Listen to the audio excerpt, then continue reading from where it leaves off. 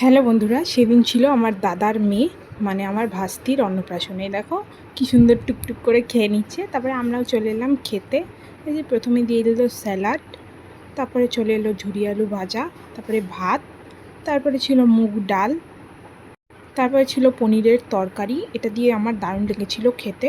তারপরে চলে এলো একটা কাতলা মাছ, তারপরে আবার এটা দিয়ে খেলাম একটু ভালো করে, অনেক দারুণ হয়েছিল এটা। আমার পাতে আবার একটা কাঁচা লঙ্কাও পড়েছিল, সুন্দরভাবে খেয়ে নিয়েছিলাম এটা দিয়ে। তারপরে এই দেখো আমরা সবাই মিলে খেতে বসে পড়েছিলাম, আমি, দিদি, তোমাদের উৎসা, এটা পাখি আর ওটা মেসিদি। আমরা সবাই মিলে অনেক সুন্দরভাবে খেয়ে নিয়েছিলাম, ভালো করে খেয়ে নিলাম। তারপরে চলে এলো শোস্টপার মাটন আর পোলাও।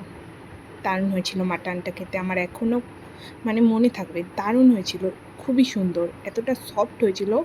দেখো তোমরা হয়তো বুঝতেই পারছো কতটা সফট হয়েছিল, একটা তেল ছিল তাই।